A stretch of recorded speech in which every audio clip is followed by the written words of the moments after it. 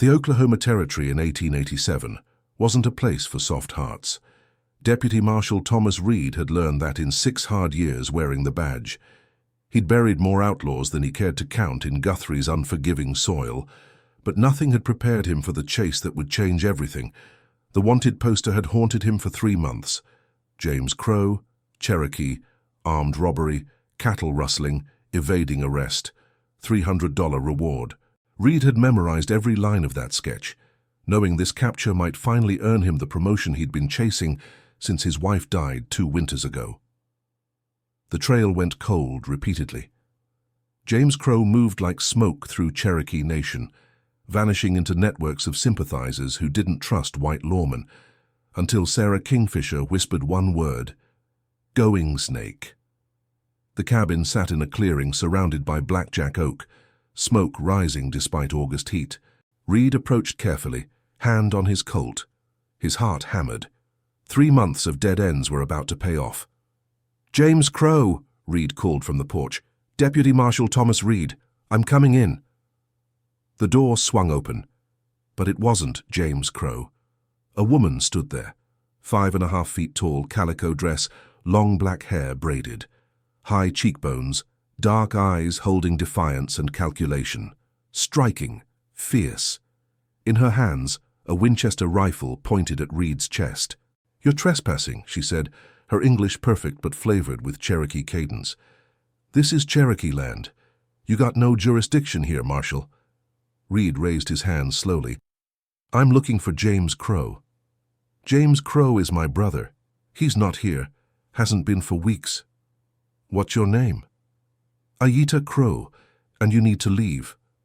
Reed read people well. Ayita was scared, but not of him. Her eyes kept flicking toward the tree line. She was calculating, weighing options. "Miss Crow, your brother is wanted by federal law. If you're helping him, that's a crime." "You don't know anything about my brother, about what he's done or why." "Then tell me." For a moment, she seemed ready to lower the rifle.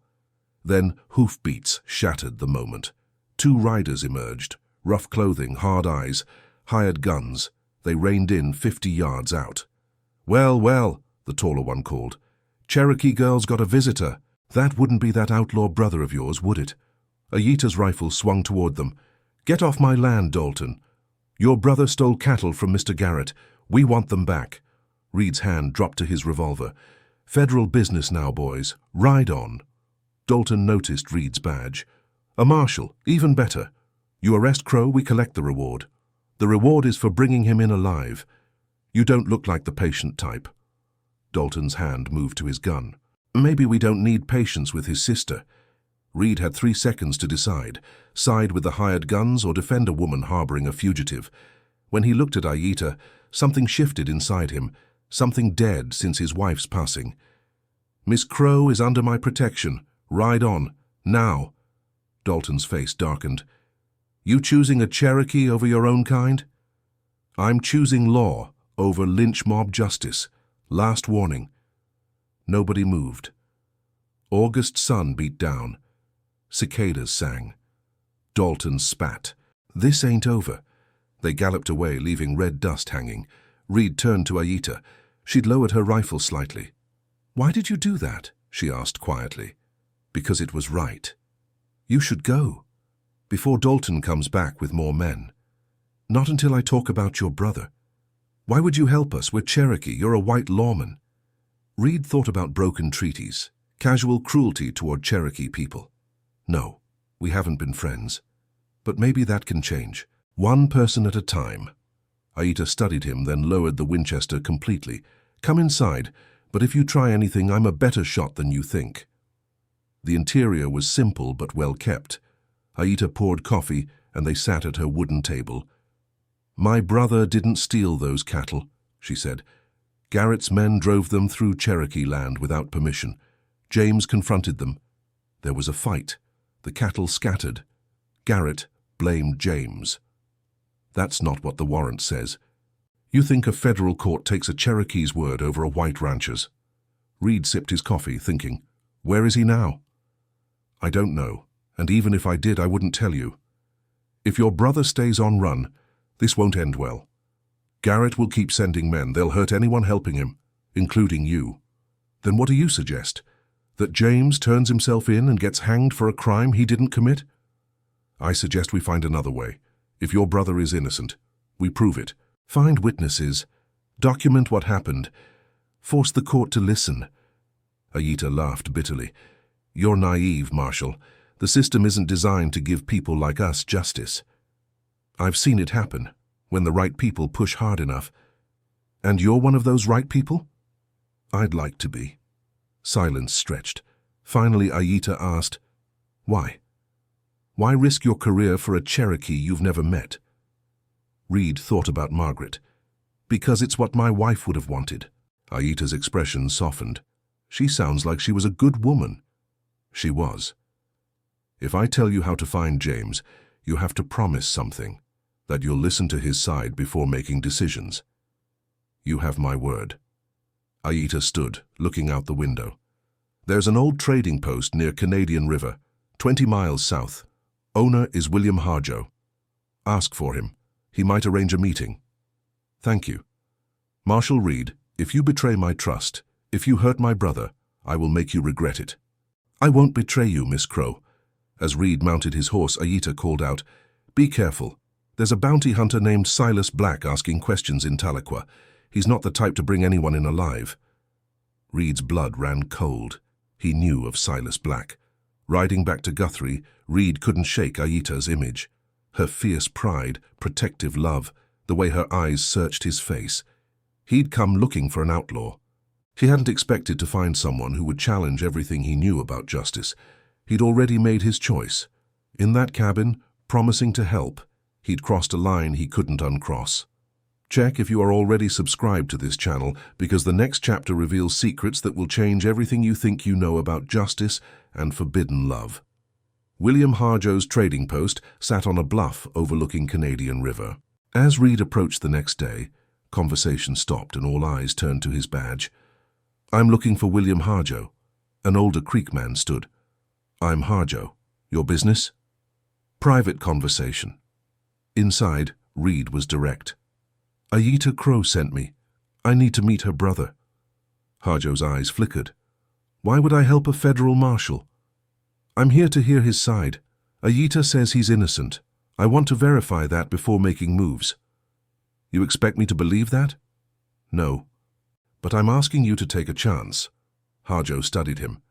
James Crow is a good man. He's helped people across this territory. When Creek families starved last winter, James organized supplies. He's not a criminal. He's someone who refuses to let his people be trampled. Then help me help him. You're either the bravest lawman I've met or the stupidest. A ghost of a smile. Maybe both. Harjo gave Reed directions to caves in the Arbuckle Mountains. Go alone.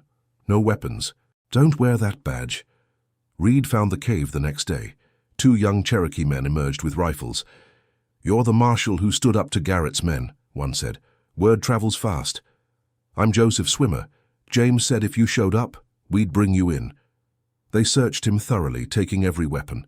Inside the cave, lit by oil lamps and fire, stood James Crow. Tall, sharp features, intelligent eyes like his sister. He studied Reed intensely. So you're the lawman my sister thinks might actually give a damn about the truth. I'm here to listen. Whether I give a damn depends on what you tell me. James smiled slightly. Fair enough. Sit.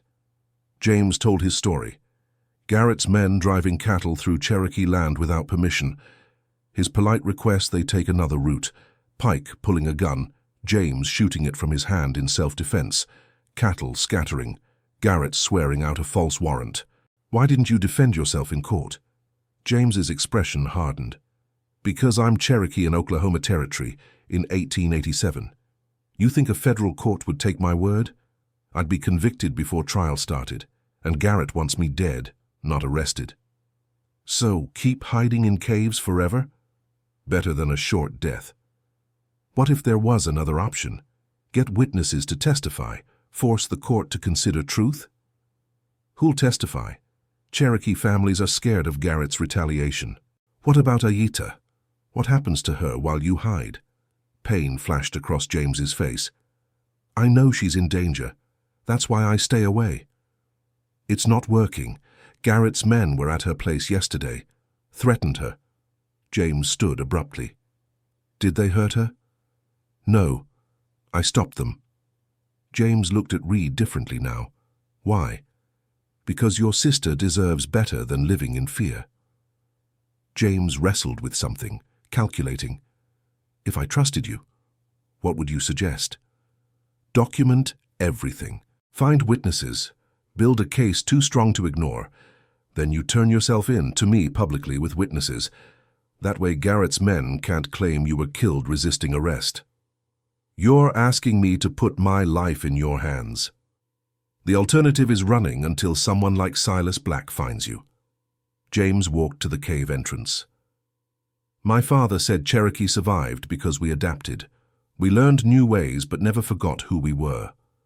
He turned back. If I do this and you betray me, my sister pays, my friends pay.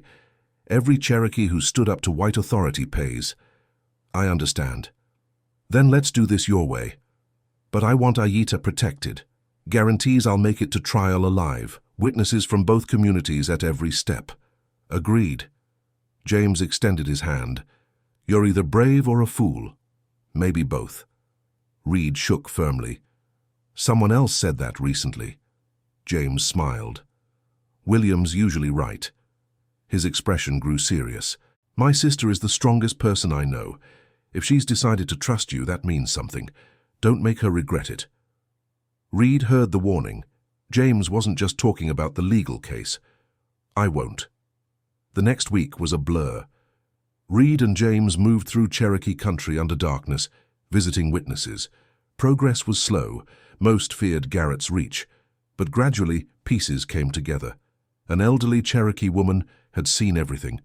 A Creek farmer confirmed Cherokee families returned the cattle. Even a white settler admitted James acted in self-defense.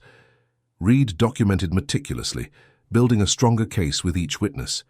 And through it all, Reed thought constantly about Aita. He visited her cabin repeatedly, ostensibly for updates, but really because he couldn't stay away.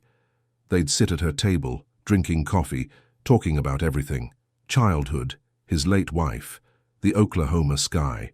Aita was unlike anyone Reed had known, educated in 3 languages, skilled with herbs and tracking. But it was her spirit that drew him, fierce commitment to justice, refusal to accept less. During his 3rd visit, as evening shadows lengthened, Aita walked him to his horse. Cool air carried pine scent. James told me what you're doing, she said. It's more than I expected. It's what should have been done from the start. But it wasn't, because my brother is Cherokee, and the law doesn't work the same for us. I know, and I'm sorry. Aita looked at him. Why are you really doing this? You're risking too much. Reed had asked himself this repeatedly. My wife died 2 years ago. Pneumonia. Before she died, she made me promise not to let her death turn me into someone who just went through motions. She believed being a lawman meant standing up for people who couldn't stand up for themselves. Aita listened, her expression softening. After she died, I forgot that promise. I became someone who arrested people because it was my job, not because it was just. Someone who told himself one person couldn't make a difference. And now? Now I've met you and your brother, and I'm remembering why I put on this badge. Silence. A whippoorwill called.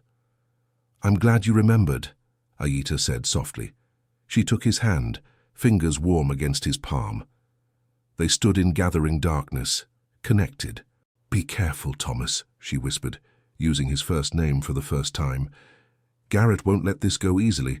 I don't want to lose someone else. She stopped. Reed squeezed her hand. You won't. I promise. She laughed. We're quite a pair, aren't we? The most impossible pair in Oklahoma Territory. The storm broke 3 days later. Joseph Swimmer burst through Harjo's trading post door. Garrett's men are coming, 20 of them, headed for Aita's cabin. Someone said James has been meeting her there. Reed's blood ran cold. How far? 2 hours, maybe less. James reached for his rifle. We have to get there first.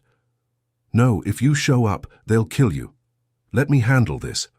That's my sister. I know, and I swear I will protect her, but you have to trust me. They locked eyes. Finally, James said, "I'm coming, but I'll stay hidden unless things go bad." They rode hard. As they burst into the clearing, smoke rose from the cabin's direction. Ayita's cabin was surrounded. Garrett's men formed a circle. Ayita stood on her porch, Winchester leveled at Dalton's chest. "I told you to get off my land. Tell us where your brother is, or we burn this place with you in it." Reed rode between them. "That's enough, Dalton. Leave now." "You again. You got no authority here." "I'm making it my authority. You're threatening arson and murder. That's federal business. You're 1 man against 20, if that's what it takes." Then Garrett himself rode in. Expensive horse, fine clothes, unchallenged confidence. "Marshal Reed," Garrett said smoothly. "I've heard about you. Heard you've been helping the Crow family instead of doing your job." "My job is upholding the law, not helping you commit murder. I'm just recovering stolen property. James Crow returned your cattle after your men illegally drove them through Cherokee land. I have 12 witnesses." Garrett's smile faded. "Cherokee witnesses don't count much. Some are white, and their testimonies are sworn and notarized." Uncertainty flickered. Garrett hadn't expected organized resistance. "You're making a mistake. I've got friends in territorial government." "Then I guess I'll find new work." Tension thickened. Garrett's men had hands on weapons. "Mr. Garrett," Reed said calmly, "killing innocent people won't change facts. If you want to press charges, use proper legal channels. But if you don't leave now, I'll arrest every one of you. And I'll send a telegram to Judge Parker in Fort Smith. You know what he does to men who terrorize innocents. Judge Isaac Parker, the hanging judge." Several men shifted uncomfortably. "This isn't over," Garrett snapped. "Yes, it is. Tomorrow I'm filing formal charges against your men. And if anything happens to Miss Crow or her brother, I'll know exactly where to look." Garrett stared, calculating. Then he jerked his reins. "Let's go." As they rode away, Reed didn't lower his guard until the last horse disappeared. He turned to Ayita. She was trembling, her rifle lowered, and she sagged against the wall. Reed went to her. "Are you all right?" "They were going to burn it." Before thinking, Reed pulled her into his arms. Ayita stiffened briefly, then melted against him, face pressed to his chest. He felt her racing heart. "It's okay. You're safe now." James emerged from the trees, rage barely controlled. "I should have shot Garrett. And then you'd be a murderer. This would all be for nothing." James looked at his sister in Reed's arms and understood. This wasn't just about a legal case anymore. This was about 2 people from different worlds finding each other in chaos. If you're feeling the intensity of this moment, if you're torn between hope and fear for what comes next, type in the comments. They found each other when they weren't looking.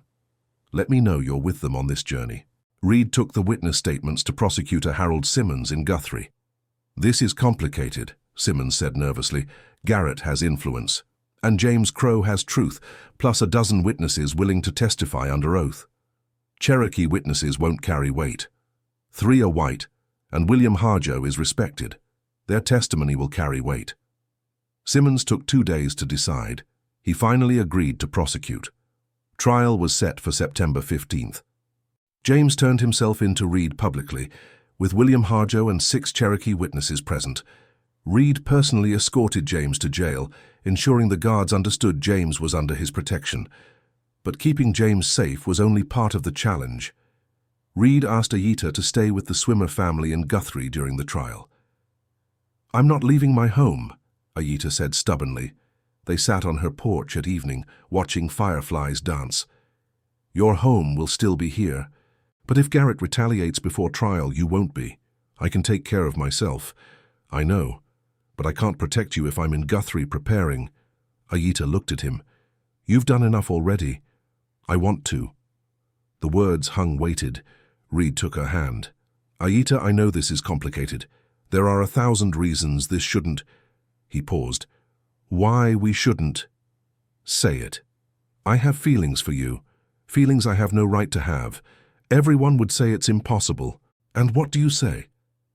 "I say I don't care what everyone thinks. For the first time in 2 years, I feel alive. Because of you." Ayita moved closer, touching his face. My people say, the heart knows no boundaries the mind creates. I think my heart knew the first time I saw you that you were different. You're remarkable. The strongest, bravest woman I've ever known. I'm scared, Thomas. Not of Garrett or the trial. I'm scared of this. Of caring this much when everything could fall apart. I'm scared too. They sat in silence, hands clasped, watching darkness gather. I'll come to Guthrie, Aita finally said, but not to hide, to stand with my brother, to show we're not afraid. Stay with the Swimmer family. Joseph's parents are good people. Agreed. As Reed prepared to leave, Aita pulled him into a kiss, gentle and fierce. When they broke apart, both breathed hard. Don't get yourself killed trying to save us, she whispered. Don't get yourself killed trying to be brave. She laughed. We're quite a pair. Trial day came. The courthouse packed with spectators. Judge Morrison presided, stern but fair. The all-white jury worried Reed. Garrett's lawyer, Preston Blackwood from Texas, spun facts to make James sound dangerous. But Simmons methodically presented witnesses. Henry Walsh, the white fisherman, testified clearly. Garrett's men drove cattle through Cherokee land without permission. James approached peacefully. Pike drew first. James shot the gun from Pike's hand in self-defense. Each witness corroborated the others, building a wall of truth Blackwood couldn't break. James took the stand on day 3, dignified and articulate. I didn't want violence, but I wasn't going to let armed men destroy Cherokee property and blame us. If that makes me an outlaw, I guess I'm an outlaw. But it doesn't make me a thief. Blackwood's cross-examination was brutal, painting James as a troublemaker.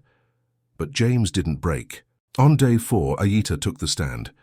Reed's heart was in his throat watching her walk to the witness box. She wore a simple dress, hair braided neatly, expression composed. Simmons questioned her gently. Then Blackwood stood for cross-examination. Miss Crow, how well do you know Deputy Marshal Reed? Simmons objected. Relevance? Establishing potential bias, Your Honor. Judge Morrison allowed it.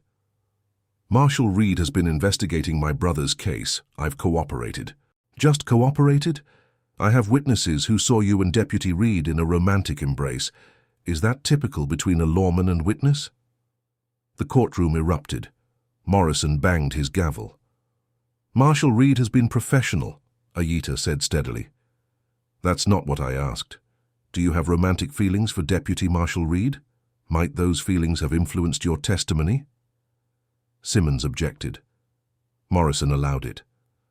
Miss Crow, do you have romantic feelings for Deputy Marshal Reed? Silence was deafening. Reed wanted to stop this, but knew it would make things worse. Aita lifted her chin.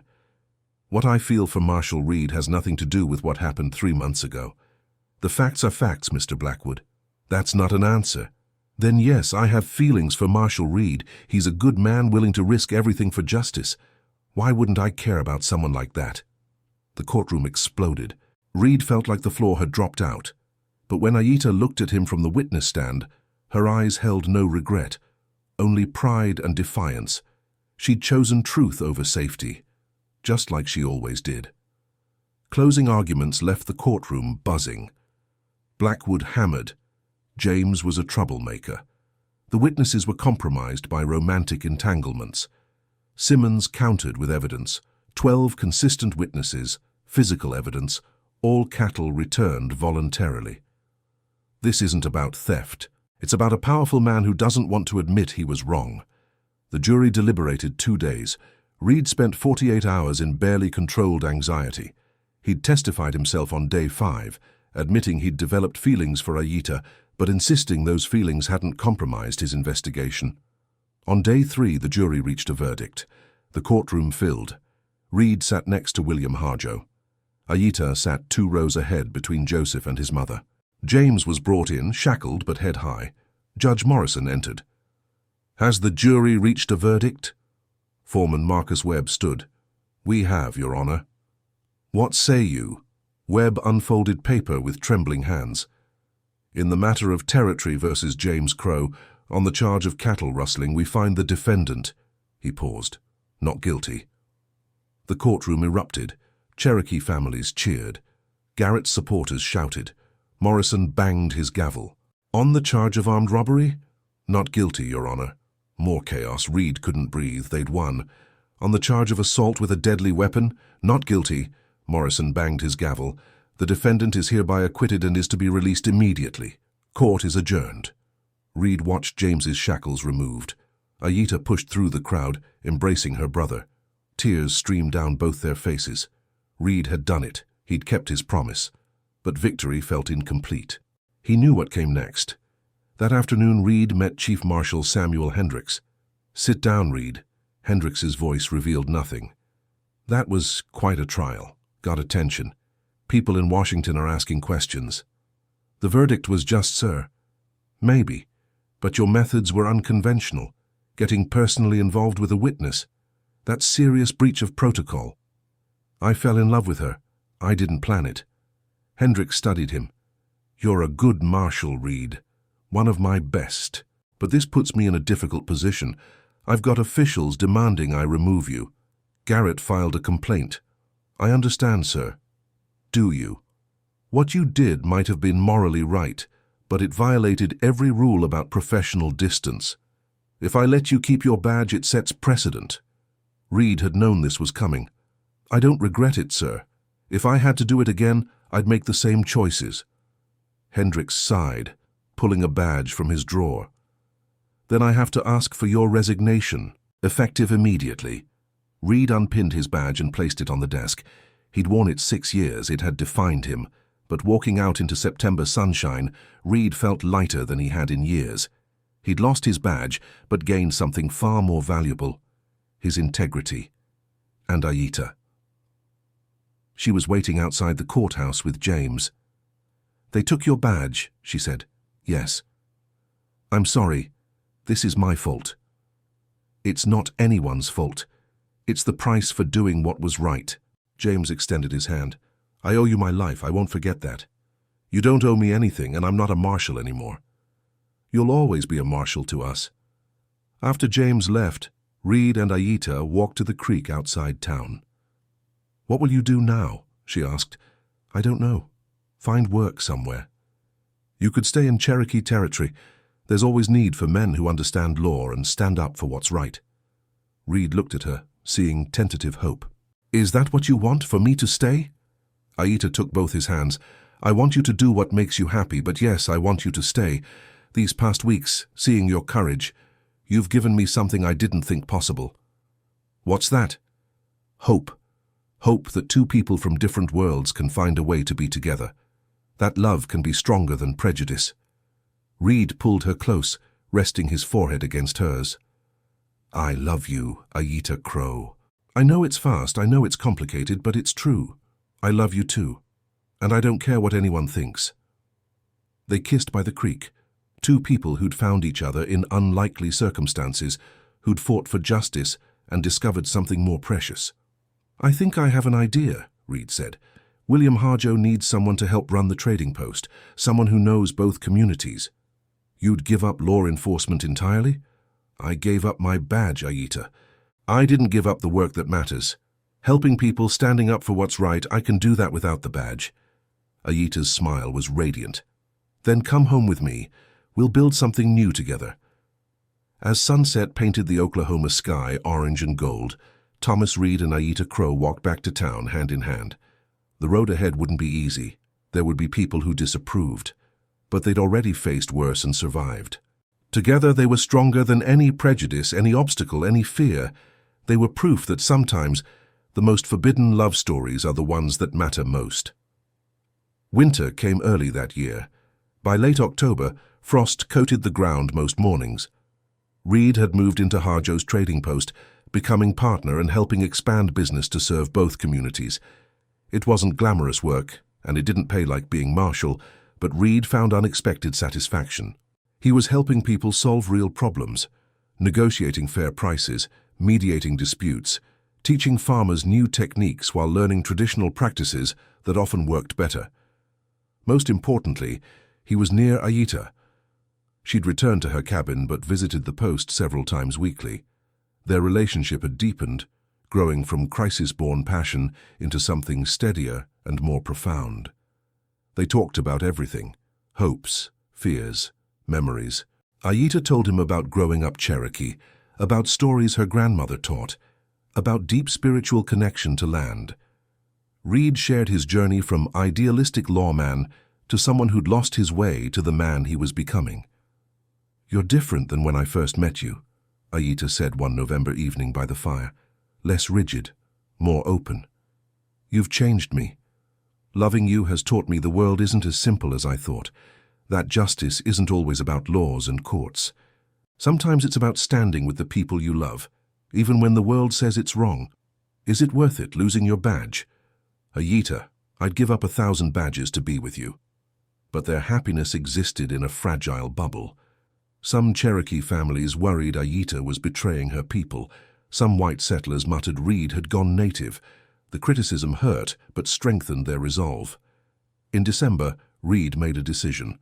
He rode to Aita's cabin on a cold Saturday, breath visible in frosty air.